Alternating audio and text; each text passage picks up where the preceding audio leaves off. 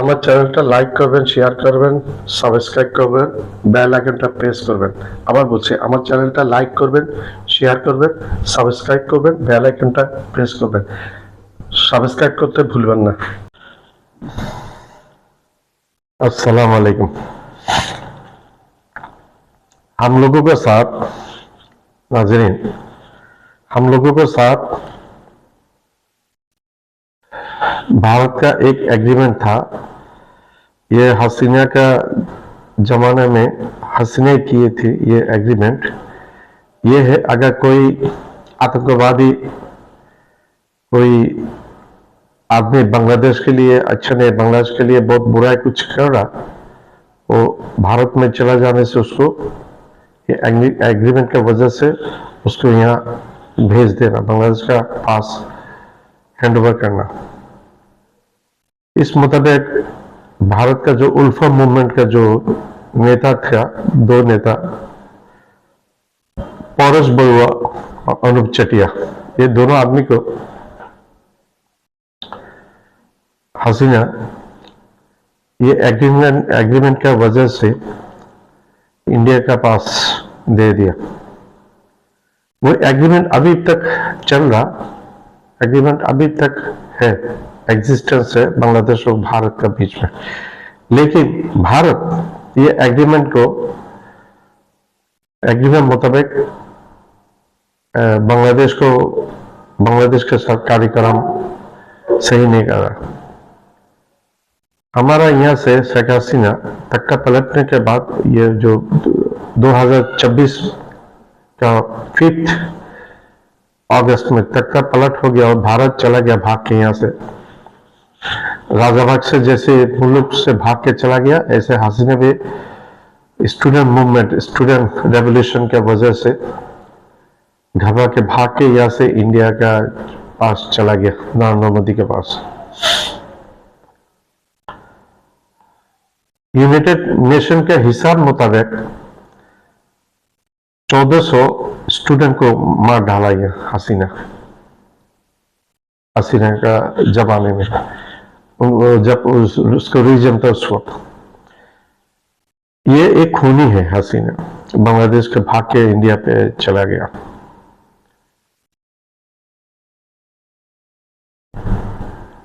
इससे पहले बीडीआर का जो हत्या जगह चला, ये रॉ के साथ मिलकर हसीना किया बांग्लादेश आर्मी को कमजोरी करने के लिए। ये कामयाब हुआ 100%।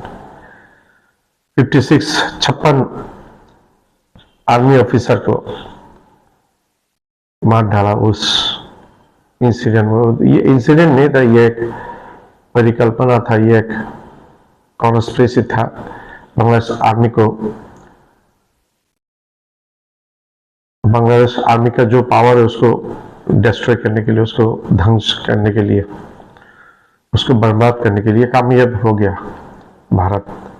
हसीना के साथ मिलकर यह काम किया। इसके बाद में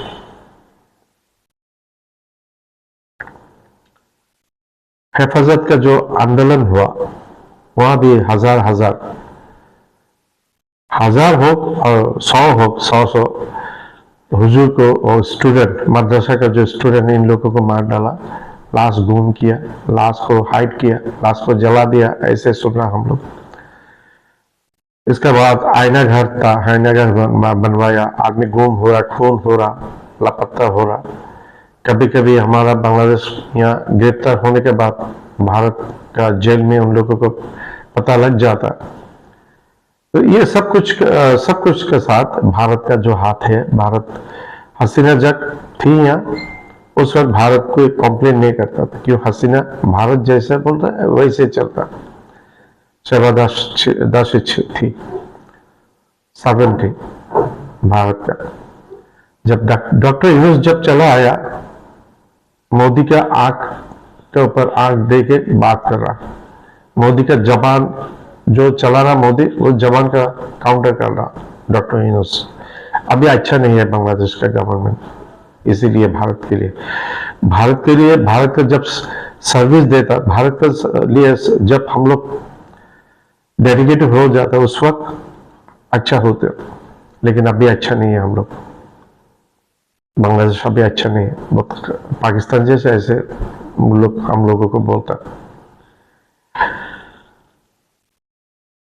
भारत हम लोगों को हमारा खूनी जो जनरल, 2 जनरल यहाँ से भाग के कलकत्ता में चला गया, या भारत का ईंधन से, भारत का हेल्प से, मदद से चला गया इंडिया भाग के। ये दोनों जनरल एनएसआई और दूसरे इंटेलिजेंस में भी इन लोग शामिल थे, बहुत जगह पे बहुत सारे खून का घटना के साथ इन लोगों का इन्वॉल्वमेंट है। इसीलिए अभी जो विचार चल रहा कोर्ट में, इंटरनेशनल क्राइम ट्राइब्यूनल, इन लोग समझ गया, जो इन लोगों को विचार में इन लोगों को पकड़ के इन लोगों को कोर्ट में ढालेगा विचार के लिए। इसीलिए इन लोग भागा।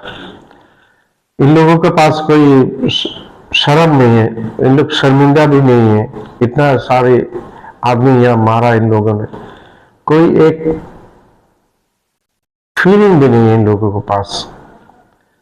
और भारत में कुछ आदमी अच्छा है, कुछ आदमी है ये बांग्लादेश के साथ मिल के रहेगा, बांग्लादेश के मुस्लिम के साथ मिल के रहेगा, ऐसे ही इन लोगों का चिंता फिक्र ऐसी है। इन लोग सेकुलर है, बहुत अच्छा है, इन लोग मिल के रहना चाहता, मुस्लिम हिंदू मुस्लिम सब कुछ यहाँ। लेकिन भारत का आदमी चाहने से तो नहीं होता, क्यों? ये बीजेपी गवर्नमेंट, नरेंद्र मोदी, अमित शाह और एक चंडाल है यूपी का चीफ मिनिस्टर योगी आदित्यनाथ, एकदम बहुत बुरा किस्म का एक आदमी है, जिसका बोलने का भी ढंग अच्छा नहीं है। ये बोलता है, ये जोगी कैसा जोगी अल्लाह मालूम, इतना नफरत मुस्लिम के लिए इन लोगों को, मोदी, अमित शाह, ये आदित्यनाथ, इन लोगों का ऊपर, इन लोगों के पास इतना नफरत है मुस्लिम के लिए, और बांग्लादेश का आदमी के लिए इतना नफरत है इन लोगों के पास। कुछ इंडियन ब्लॉगर भी इन लोगों को चिंताधारा जैसे ऐसे है। एक इंडियन अमेरिकन ब्लॉगर है, और तो फैमिली ब्लॉग हम कभी कभी देखता है, वो महिला जो है, हस्बैंड वाइफ जो है महिला, उसका बातचीत एकदम अच्छा, बातचीत एकदम अच्छा नहीं है, ऐसे टांग के खींच के बात करता, और बांग्लादेश का अगेंस्ट में बोलने चाहता। अरे तुम ब्लॉगिंग करता, तुम क्रिटिसाइज करता, पहले सुनो तुम। ये 15 साल बांग्लादेश में डेमोक्रेसी आने नहीं दिया भारत, हसीना को बिठाया, हसीना को बिठा के चलाया, ये फायदा लूटा भारत। 15 साल, 3 बार इलेक्शन, हर 5 साल में एक दफा इलेक्शन होता, मालूम है तुमको? तुम उस बारे में कुछ बोलो। या बांग्लादेश में यहाँ किलिंग मिशन में रहता है, ऐसे आदमी यहाँ से भाग के, हमारा प्रीवियस जो प्राइम मिनिस्टर, प्रधानमंत्री, वो भी भाग के गया, कुछ बोलो इन लोगों के बारे में। और जो जनरल चला गया, और बहुत सारे आवामी लीग का आदमी, मिनिस्टर आदमी चला गया यहाँ से, एमपी। बहुत क्राइम में इन लोग इन्वॉल्वमेंट था, और करप्शन में भी हजार करोड़ रुपया बांग्लादेश से टाके इन लोग भेजा बाहर, लूटपाट करके पूरा बैंक को खत्म कर दिया इन लोगों ने। इन लोगों के बारे में कुछ बोलो तुम, खाली वो करता तुम, लग रहा तुम दुनिया का सबसे बड़ा एक पावर, और पावर किसी के पास नहीं। बांग्लादेश के तुम बहुत नफरत के नजर से बात करते बांग्लादेश का, यूनुस ऐसा, अरे यूनुस का साथ, यूनुस कहा, तुम कहा एक नोबेल लॉरिएट यूनुस, तुम क्या, कौन पहचानता तुमको? बात करता, ये दूसरे को इज्जत दो, इज्जत मिलेगा तुमको। 15 साल क्या किया भारत, तुमको मालूम है? इंडिया का हर आदमी, औरत तुम जैसे ऐसे नहीं है। इन लोग डेमोन्स्ट्रेशन करते मोदी के खिलाफ, बांग्लादेश के साथ जो कुछ कर रहा, इनके बारे में इन लोग शोर मचा रहा मोदी के खिलाफ। पहले सीखो तुम खाली यूट्यूब बना के क्रिटिसाइज करने से नहीं होगा।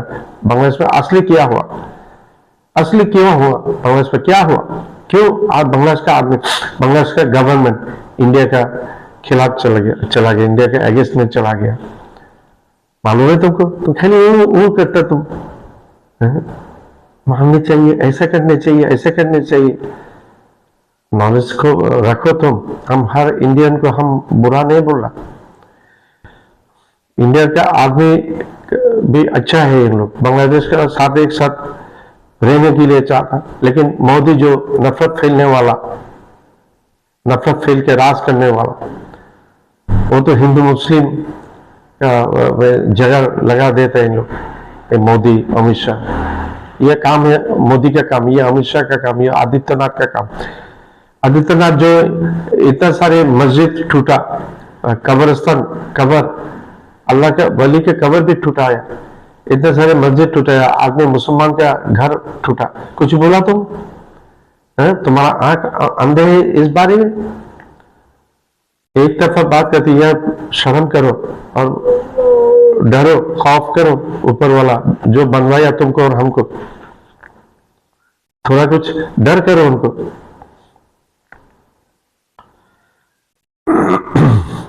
कितना नफरत फैलता है इन लोग हम लोगों के ऊपर। पाकिस्तान भी खराब है, पाकिस्तान का हर आदमी खराब है, तुम भारत का हर आदमी खराब है, हम बोलते हैं ऐसा, ऐसा कभी हम लोग नहीं बोलता। अभी बांग्लादेश के लिए तुम लोग हसीना, पोस्ट हसीना का पीरियड में तुम एक दिन भी भारत बांग्लादेश को सुकून से रहने नहीं दिया, एक दिन भी। कॉन्स्पिरेसी हमेशा चालू रहता हुआ, हसीना को फिर कुर्सी में बैठाएगा ये मोदी। क्या किया हसीना तुमको मालूम है? हिस्ट्री पढ़ो, या जो प्रीवियस इतना साल हसीना या राज किया, वो 15-16 साल का हिस्ट्री तुम पढ़ो, बाद में तुम यूट्यूब बनाओ।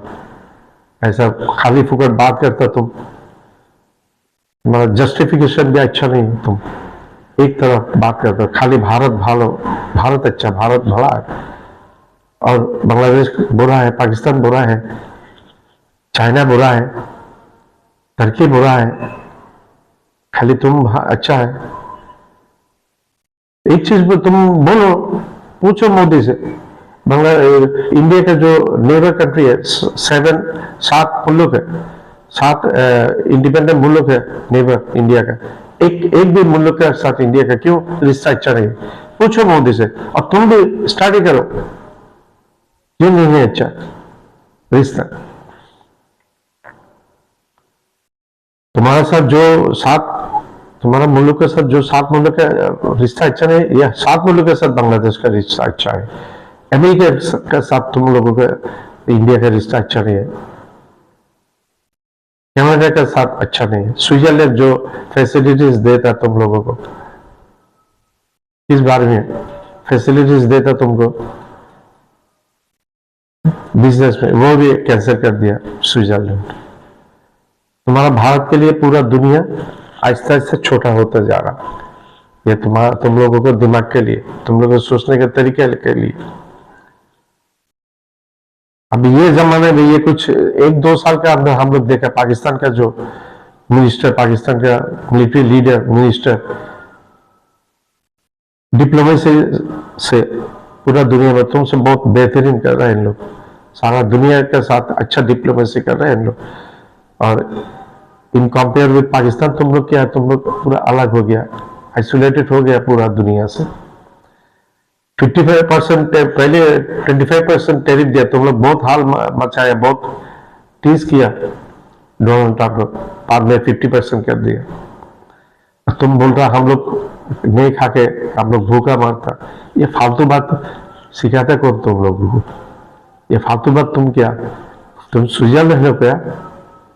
थर्ड वर्ल्ड का एक कंट्री, एक मुल्क, तुम आके देखो बांग्लादेश में कौन भूखा है, कौन नहीं खाता, मर जाता।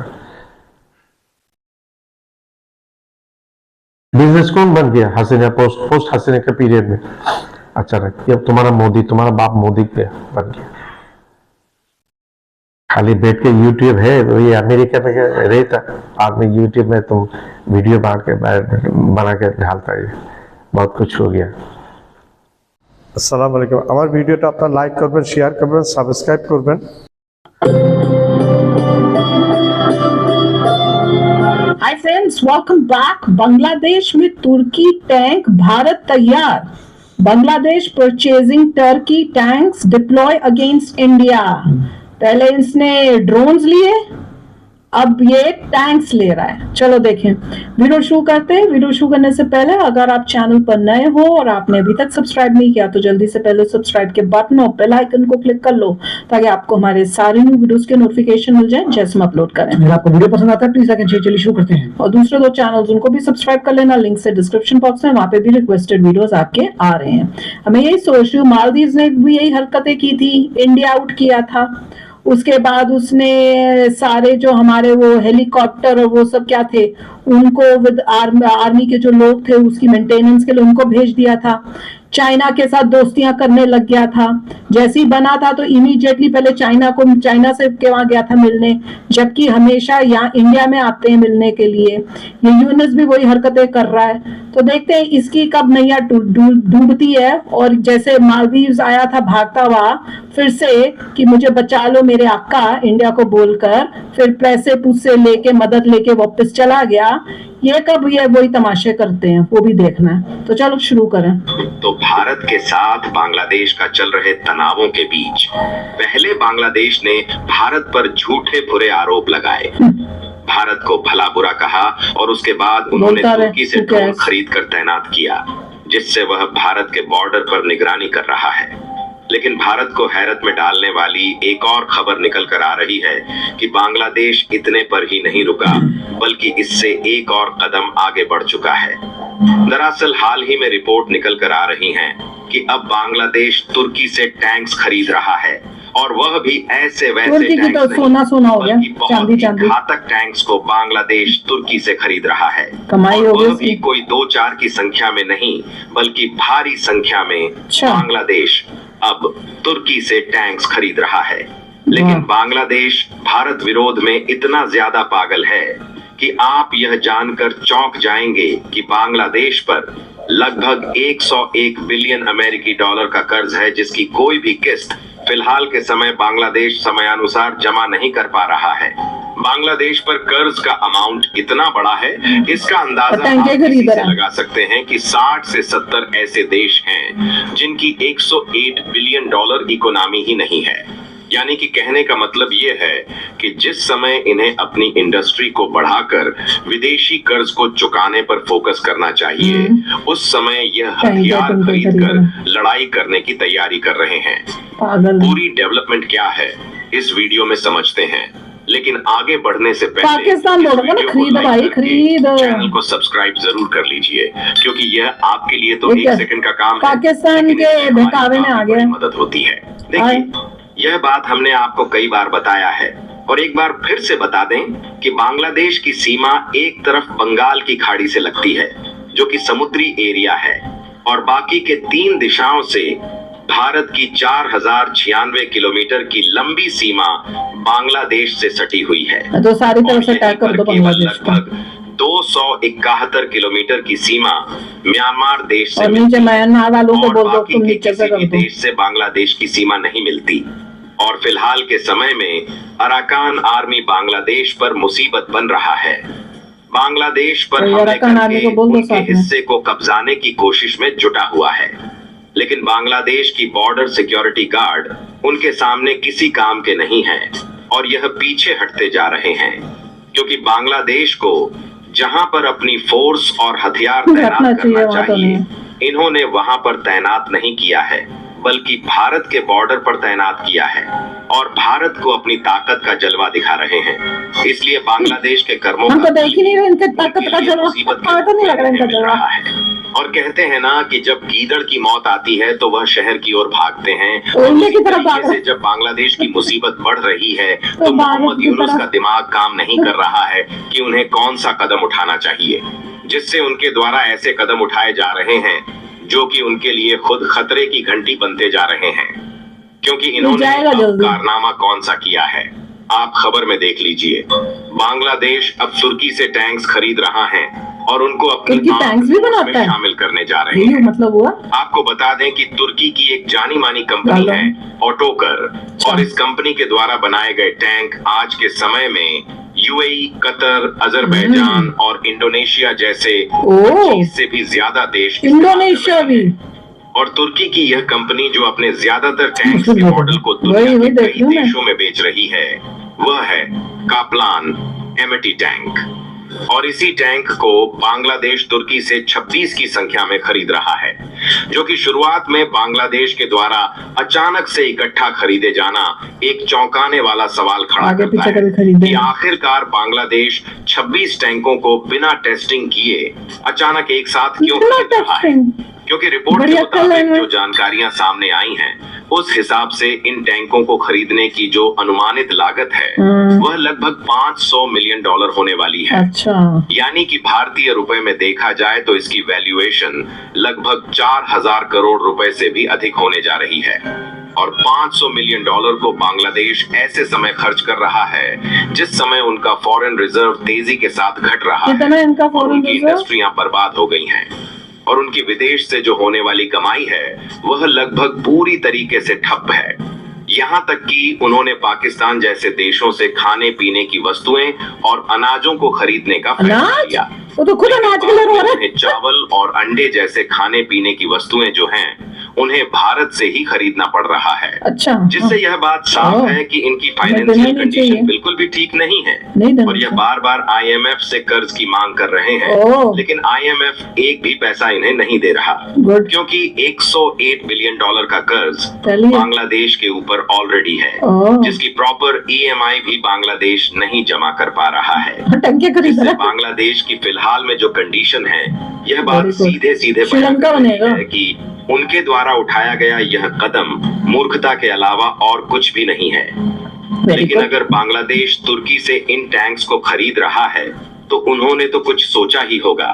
तो इसके लिए आपको बता दें कि तुर्की कंपनी ऑटोकर द्वारा निर्मित यह एक हल्का और मीडियम रेंज का टैंक है, जो विशेष रूप से जंगली और पहाड़ी इलाकों में युद्ध के लिए डिजाइन किया गया है। और शायद इनका मकसद ही यही है कि भारत के खिलाफ यह अपने डिफेंस मिलिट्री को मजबूत करें, इसलिए इनके द्वारा लाइटवेट टैंक लिया जा रहा है। क्योंकि म्यांमार के साथ उनकी अच्छी खासी जमीनी सीमा लगती है और वहां पर हैवी वजन वाले टैंक्स भी इस्तेमाल किए जा सकते हैं, लेकिन भारत के साथ जो उनकी सीमा मिली हुई है उसकी परिस्थितियां अलग हैं। दोनों देशों की सीमाओं के बीच कीचड़ वाली दलदली इलाके हैं और कई जगह पर नदियां बहती है और किसी भी हैवी टैंक्स के लिए कीचड़ वाले इलाके और नदियों को पार कर पाना संभव नहीं होता है, इसलिए इनके द्वारा लाइटवेट टैंक्स खरीदा जा रहा है। और इसके अलावा बांग्लादेश की सीमा के पास काफी सारी जंगली इलाके हैं, जैसे कि सुंदरवन का जंगल हो गए। इस तरीके से ऊबड़ खाबड़ जंगली इलाकों में छोटी साइज वाले और लाइटवेट टैंक ही अच्छे होते हैं। इससे यह बात साफ है कि अगर इनके द्वारा टैंक्स खरीदा जा रहा है तो इन टैंकों को भारत के बॉर्डर पर तैनात करने की संभावना है। चलिए, यहाँ पर भी ठीक है, बांग्लादेश खुद के डूबने की तैयारी कर रहा है तो कोई बात नहीं, लेकिन तुर्की से ही टैंक क्यों खरीद रहा है? इसके लिए आपको बता दें कि तुर्की से टैंक खरीदने की बात शेख हसीना सरकार के समय में ही चल रही थी। भारत के वर्चस्व के कारण बात आगे नहीं बढ़ी, लेकिन अब मोहम्मद यूनुस बात को आगे बढ़ा रहे हैं और रिपोर्ट के अनुसार पंगे तो तब भी थे, साला शेख हसीना के टाइम से थे, वो नहीं थी, होना भी शुरू हो जाएंगे। वो भी खेला खेल रही तुर्की की टैंक्स भारत के बगल में आते हैं तो भारत को भी सावधान रहना होगा, क्योंकि तुर्की के साथ हमारी दुश्मनी पिछले 5 साल में कितनी बढ़ी है इसे आप जानते ही हैं। और बांग्लादेश इसमें डायरेक्टली हथियार और विस्फोटक पाकिस्तान और तुर्की से खरीद रहा है। तुर्की तो पाकिस्तान का दोस्त है। पीछे प्रोत्साहन चीन दे रहा है, क्योंकि चीन का इरादा कुछ और करने का नहीं बल्कि किसी न किसी बहाने बांग्लादेश को अपाहिज बनाकर उनके हिस्से पर कंट्रोल पाने का है। क्योंकि देखा जाए तो बांग्लादेश के ऊपर चीन का भी लगभग $30 बिलियन का कर्ज है और ऐसे में बांग्लादेश जब लुट जाएगा और चीन का कर्ज नहीं चुका पाएगा तो बांग्लादेश के अलग अलग हिस्सों को चीन कब्जाना शुरू कर देगा। लेकिन फिर भी बांग्लादेश तुर्की से टैंक्स मंगा रहा है तो हमें डरने की नहीं बल्कि सतर्क रहने की जरूरत है। बाज नहीं आ रहे, ये बार बार यूनुस कुछ ना कुछ कर ही रहा है, रुक ही नहीं रहा है। समझ ही नहीं आ रही है कि इसका दिमाग कैसा है, क्यों रुक ही नहीं रहा, अननेसेसरी पंगे लेता जा रहा है। अब देखो, तुर्की से ड्रोन्स पहले तुर्की से लिए थे, कहां से लिए थे, उसके बाद फिर ये टैंक्स ले रहा है। देश में तुम्हारे पास लोन तुम लेने के लिए आईएमएफ के पास जा रहे हो, आईएमएफ ने कहा तुम्हें पहले से लोन दिया हुआ है, उसका तो तुम कुछ दे नहीं रहे वापस, और तुमको और लोन हम नहीं देंगे। उसके बावजूद तो तुम्हारे पास पैसों की तंगी है, तो ऐसी क्या आफत आ रही है कि तुमको टैंक और ये सब लेना है। इंडिया को अटैक कर रहा है, इंडिया ने तो अटैक किया ही नहीं है, ये तो एनी जबरदस्ती, मुझे लगता है अपने लोगों को पागल बना रहा है, जैसे पाकिस्तान बनाता है ना, इंडिया इंडिया इंडिया इंडिया करके अपने लोगों को, इसने भी वही काम किया, क्योंकि पाकिस्तान के साथ तो मिल गया, ये वैसी सोच आ चुकी है, तो वही वो कर रहा है, अपने दो लोगों की जिंदगियां बर्बाद कर रहे हैं, अपने देश को। हाँ, बड़ा स्ट्रॉन्ग कर रहे हैं।